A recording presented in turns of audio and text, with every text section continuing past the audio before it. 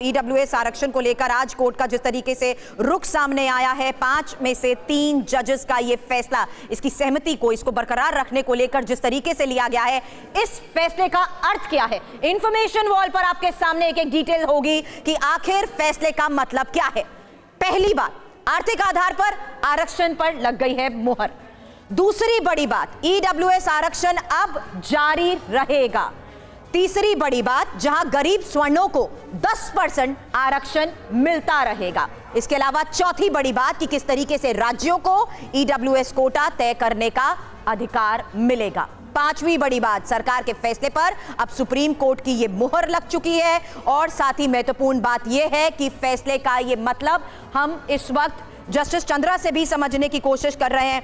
Justice Chandra, अब इस फैसले को देखते हुए तमाम ऐसे सवाल उठाए गए थे आंकड़ों के लिहाज से, क्योंकि यहां हम पक्ष और विपक्ष जिस तरीके से जिरह कोर्ट में कर रहे थे, उसके तहत महत्वपूर्ण यह था जानना और समझना कि कैसे असमानता को दूर करने की यह कोशिश है। क्या यह कानून संविधान का उल्लंघन नहीं है? इसको लेकर भी पक्ष रखते हुए यह कहा गया था कि गरीबों के लिए आरक्षण के प्रावधान का यह कानून अलग कैटेगरी के तहत रखते हुए ही लागू किया जाएगा। लेकिन ये होगा कैसे सर? ये बड़ा सवाल।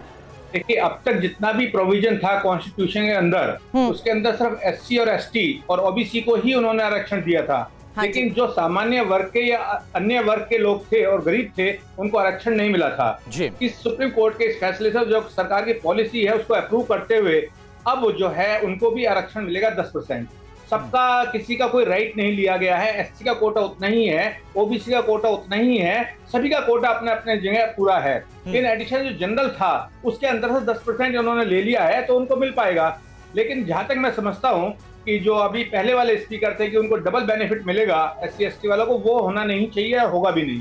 तो बेनिफिट सिर्फ एक बार लिया जा सकता है। और जहां तक ईडब्ल्यूएस का क्राइटेरिया फिक्स करना है वो तो स्टेट गवर्नमेंट को करना है। हर स्टेट अपने अपना फिक्स करेगा कितनी आमदनी है, ईडब्ल्यूएस के नीचे कौन आता है और कौन नहीं आता है, वो अपना फिक्स कर पाएंगे उसको। और इसको जो आरक्षण का उद्देश्य है वो तो ये है कि सबको समानता दी जाए और सबको समान अधिकार दिया जाए और उनको कैपेबल बनाया जाए कि वो चले।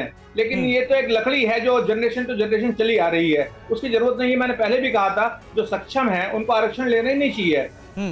अब हमारे जो है जगजीवन राम जी की लड़की थी और बहुत सारे हैं आपके जो अभी प्रेसिडेंट बने हैं एक पार्टी के, उनके 5,000 करोड़ की प्रॉपर्टी है, तो उनको आरक्षण की जरूरत क्या है? सर, मैं इस पर आपसे और चर्चा करने से पहले एक बार हमारे सहयोगी पीयूष के पास रुक करना चाहूंगी। पीयूष, या जस्टिस भट्ट की तरफ से कहा गया दोहरा लाभ देने वाला ये संशोधन गलत है।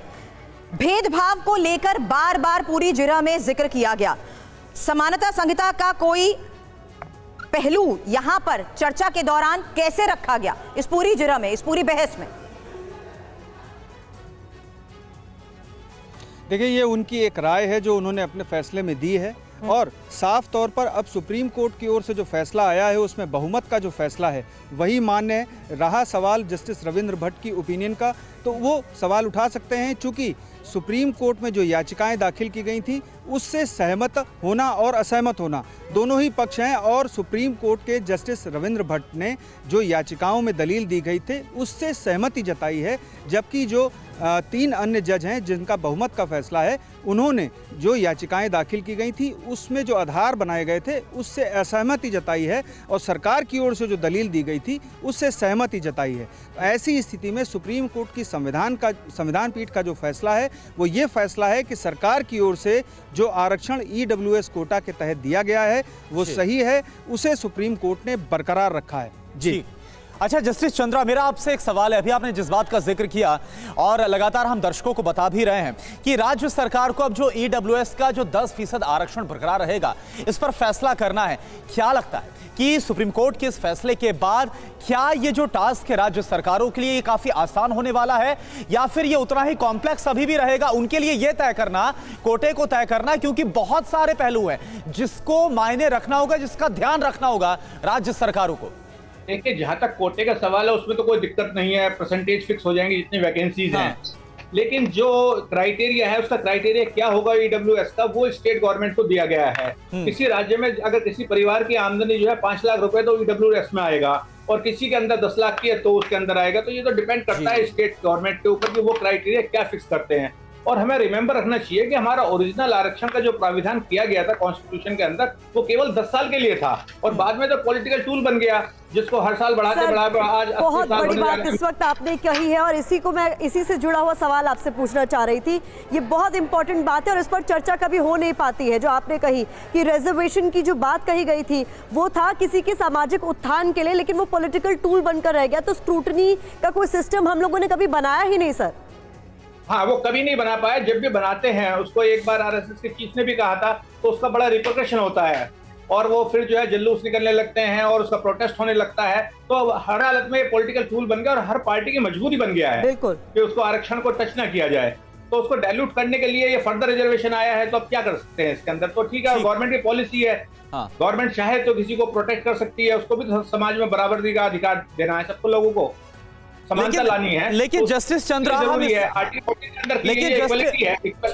लेकिन जस्टिस चंद्रा, ये एक बहुत बड़ी बात है और जिसका जिक्र आप भी बार बार कर रहे हैं और जस्टिस रविंद्र भट्ट उन्होंने भी इस बात का जिक्र किया जिसका अभी आप बात बोल रहे हैं और सीजेआई यूयू ललित वो भी जस्टिस भट्ट के साथ जाते हुए नजर आए हैं, जिसका आप जिक्र कर रहे हैं कि जो 10 साल के प्रावधान था, हालांकि अब जो फैसला है वो पक्ष में जरूर गया है, यानी ईडब्ल्यूएस का रिजर्वेशन अब जारी रहेगा। लेकिन फिर भी अब ये कितनी बड़ा बहस का मुद्दा बन सकता है या कितने बड़े सोच विचार का मुद्दा बन सकता है जिसको जस्टिस रविंद्र भट्ट की तरफ से रेखांकित किया गया, यह बताइए। देखिए, ये तो गवर्नमेंट के ऊपर डिपेंड करता है कि आने वाली गवर्नमेंट या प्रेजेंट गवर्नमेंट जो भी गवर्नमेंट होगी वो उस पर क्या डिसीजन ले पाती है। अब जैसे प्रेजेंट गवर्नमेंट ने लिया 10% ईडब्ल्यूएस का कोटा देना है, लेकिन उसके बाद बहुत सारे लोग और हैं जो गवर्नमेंट में आएंगे और उसको चेंज करेंगे। हो सकता है इस समीक्षा हो, क्या वास्तव में जरूरी है आरक्षण कंटिन्यू करना या किसी और तरीके से उसको बेनिफिट दिया जाए जो सामान्य लोग हैं।